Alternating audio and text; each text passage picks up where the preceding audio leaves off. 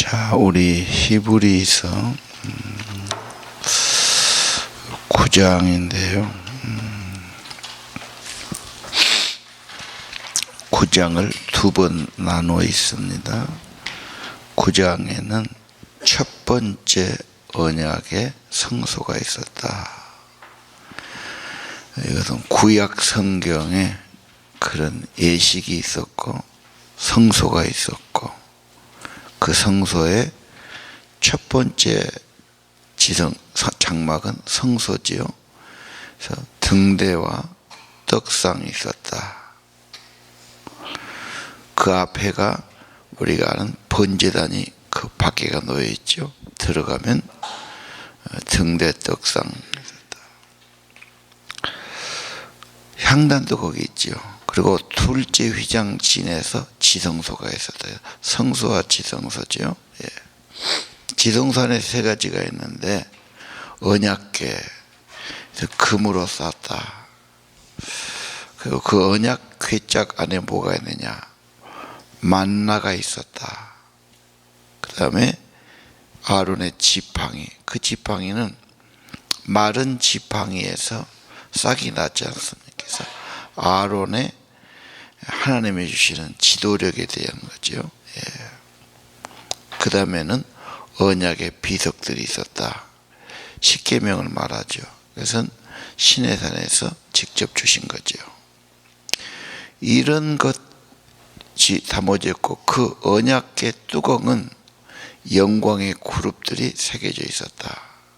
형상들이 담아져 있죠. 그래서 천사의 형상, 그룹의 형상이 있었다.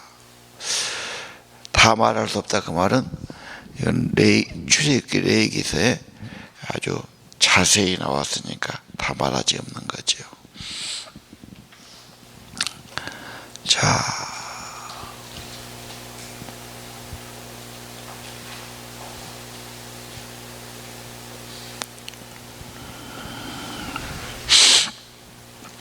핵심은 언약의 비석, 언약궤가 있고, 만나와 지팡이는 실종돼 버렸어요.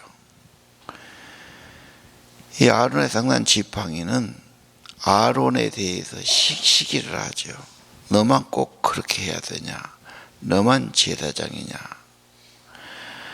사람들 이렇게 시기하고 인정 안 하니까 하나님이 그러면 족장들의 지팡이를 다 갖다 놓으라고 그러지 않습니까? 내가 증거를 보일 거다. 그래서 모든 족장이 다 갖다 지팡이 나는데 아론의 지팡이에서만 싹이 나왔다. 참 있을 수가 없는 일이죠. 지팡이는 완전히 마르고 말하고 무슨 생명이 있겠습니까? 짚고 다니는 지팡이니까. 근데 거기서 싹이 난 것은 참 있을 수가 없는 일이 벌어진 거죠. 그래서 하나님이 그런 생명의 능력으로 함께한다. 그 뒤로 그런 인정을 못하고 시기하는 것이 없어졌죠. 그래서 아론의 제사장 직이 인정이 받게 되는 겁니다. 자, 6절, 제사장들은 첫 장막에 들어가서 섬겼다. 그렇죠? 그래서 번제를 드리기도 하고, 떡상에 떡을 진열하기도 하고, 등대에 불을 켜기도 하고, 향단의 향을 살기도 했습니다. 두째 장막, 지성소지요. 한 차례만 들어간다. 물론 한 번 들어간 것이 아니고 거기서 서너 번은 가야 됩니다. 그러나 차례가 속죄일 한 차례 들어간다. 그때는 반드시 피를 가지고 가야 된다. 번제단의 피를 담아 가지고 가서 피를 뿌렸죠. 허물을 위해서, 죄를 덮기 위해서 그런 겁니다. 8절, 첫 장막에 들어가는 거. 그 다음에 둘째도 마찬가지입니다. 이것으로는 완전하지 못한 것을 보여준 거다. 1년에 한 차례 가지고는. 그래서 8절 9절은 같이 말하죠. 예물과 제사로는 양심까지 새롭게 할 수 없다. 오늘 9장에서 중요한 것은 외면보다 내면이죠. 의식보다 마음가짐이고 사람이 양심까지 새로워지는 것, 이게 중요하다는 말이에요.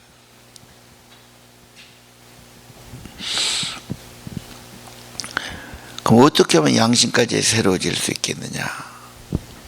이것은 고귀한 피의 속죄와 성령이 임하는 거죠. 자, 그래서 10절 이렇게 가서 무슨 씻고 뭐 드리고 뭐 하는 이 모든 것은 개혁될까지 맡겨둔 것이다.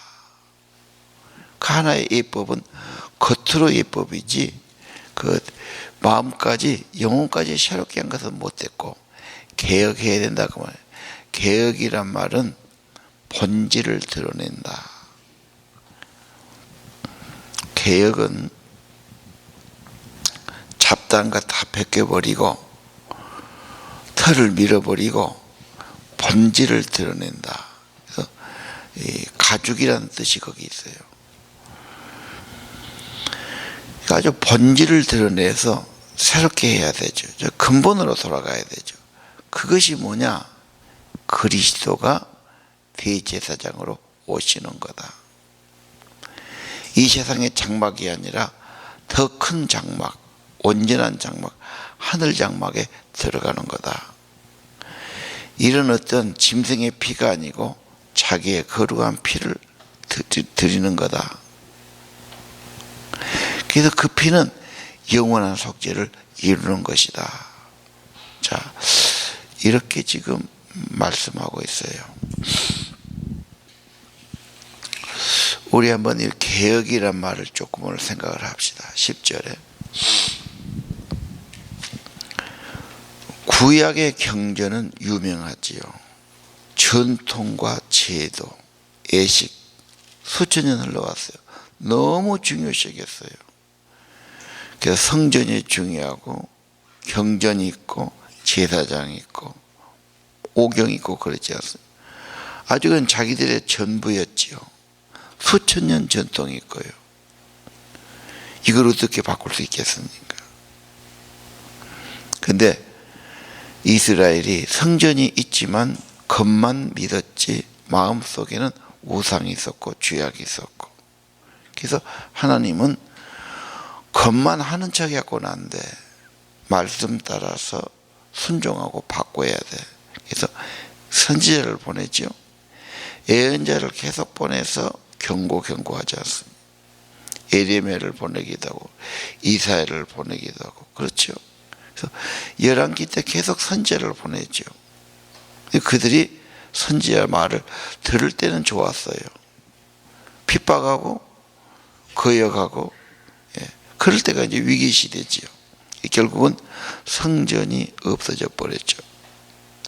그리고 그들은 다 포로됐으니까 외국에 가서는 그렇게 못하지 않습니까?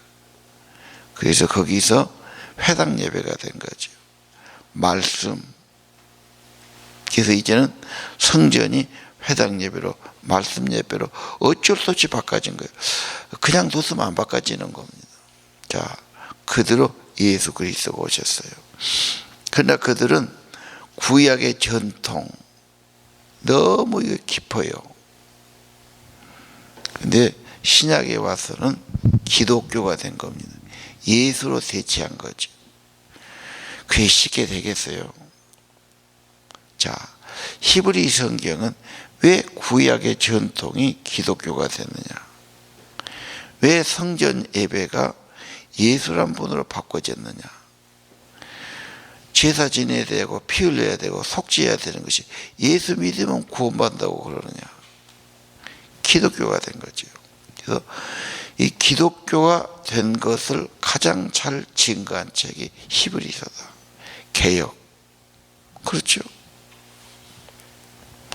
뭔가 성경으로 보장해 줘야 되잖아요.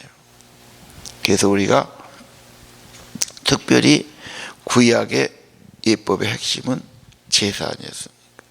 제사장. 그 중에서 제사장. 그래서 우리가 지금 제사장에 대해서 계속 말하죠. 7장부터 제사장이죠. 7장을 한번 다시 볼까요? 예수님을 갑자기 제사장으로 세울 때 어이가 없잖아요. 제사장은 종신직이에요. 그리고 세습입니다. 자녀가 해야 돼요. 미국에서 가장 존경받는 직분 하나가 대법관입니다. 미국의 대법관은 굉장히 권위가 있죠. 종신직이에요. 한번 대법관 되면 그건 누구도 못 바꿔요. 양심을 걸고 하는데 자기가 죽을 때까지 하는 겁니다. 자, 제사장은 종신직이었죠. 자, 그런데 예수님이 어떻게 제사장이냐? 그래서 멜기세덱이 나온 겁니다. 이것이 마침 아브라함 창세기에 나왔잖아요. 아브라함 믿음의 조상이니까. 믿음의 조상 아브라함은 가장 큰 분인데 이분이 멜기세덱에 11조를 드렸고 그때 제사장, 특별한 제사장이 있었고 복을 빌어줬다 이 말이에요. 자, 그래서 7장 3절에 하나님의 아들과 비슷한 항상 제사장이 되었다고 말해요. 멜기세덱 왕도 돼요. 평화의 왕이고 의의 왕이고 제사장. 예수님이 삼중직을 가졌죠. 그래서 왕권을 가졌고 제사장권을 가졌고 예언자직을 가진 거죠. 6절 7절은 아브라함이 축복을 받았으니까 높은 사람이 복을 비는 거지 낮은 사람이 복을 비는 것이 아니다. 아브라함보다 훨씬 높고 귀한 신분이다 그 말이죠. 9절은 뭐죠? 제사장들의 아버지가 레위 아닙니까? 레위 지파 레위로부터 됐으니까. 레위도 멜기세덱에게는 10의 1을 바쳤다. 언제 바쳤냐? 제가 할아버지 허리에 있었다 그때. 10절에 그러죠. 참 할아버지 허리에 있다는 게 이해가 안 되죠. 할아버지가 바쳤으니까 그 자손들은 다 바친 것 같다 그 말이죠. 11절로 그러죠. 레위의 제사직분 온전할 수 없다. 레위의 아들이 아론이죠. 아론의 계열이 아닌 다른 제사장이 와서 온전한 제사를 지을 거다. 멜기세덱 계열이죠. 그런 제사장을 배울 수 있다 그 말이죠.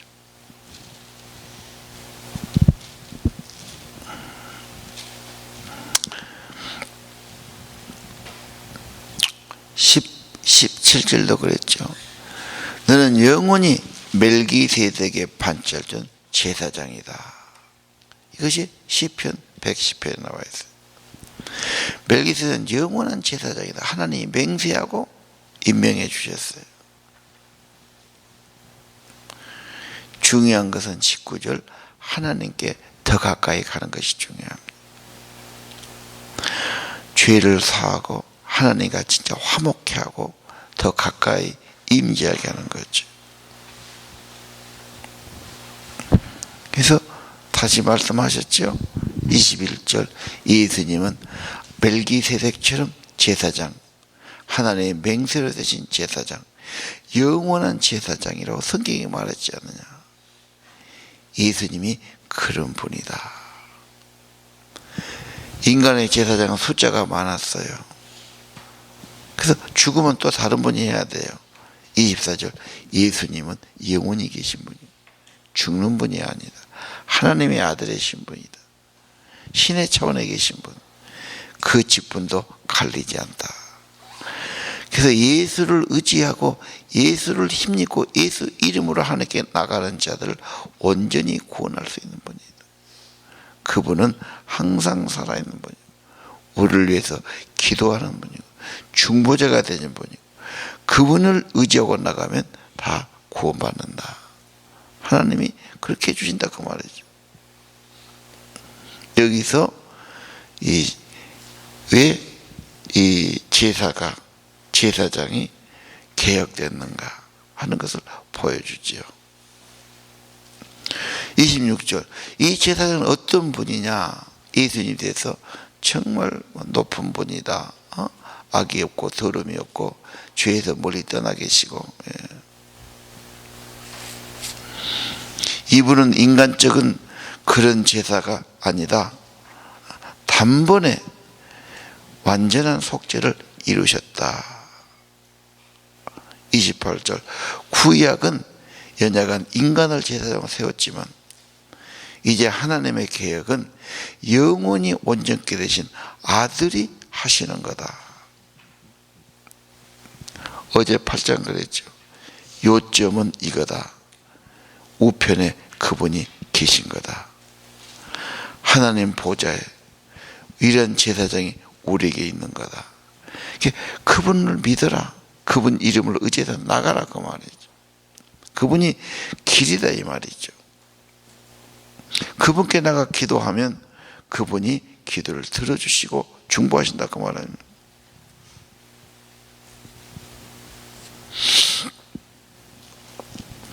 그러면서 어제는 뭐였습니까? 5절에 그 전에 있던 것은 모형이었다. 실체가 아니었다. 일부분이었죠. 부분적인 거예요. 그건 실제가 나타나면 모형은 필요 없다고 말이죠. 하나님의 아들이 오신 것, 예수가 오신 것, 하늘에서 하시는 것, 이게 하늘에 있는 것이 원형이고 이 땅은 하나의 그의 모형과 그림자와 같았다. 6절 그 원형이 오셨어요. 더 아름다운 직분, 더 좋은 약속, 더 좋은 언약의 중보자 예수 그리스도 하나님이 오셨어요. 하나님이 최후의 계시자예요. 완전한 중보자고 완전한 제사장이 돼요. 그리고 이분이 하신 것은 새 언약이다. 어제 새 언약에 대해서 누누이 말씀드렸죠. 그래서 신약이 되고 예수 그리스도 기독교가 된 거죠. 자, 오늘 9장도 그렇죠. 이 세상에 성소가 있었어요. 지성소가 있었어요. 다 설명했어요. 예.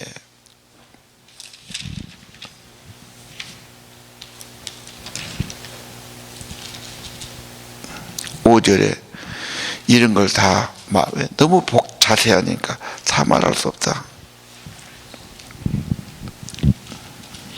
첫 번째 장막은 제사장들이 항상 들어가 섬겼고 둘째 지성소가 중요한데 속죄일에 한 차례만 들어가는 거다.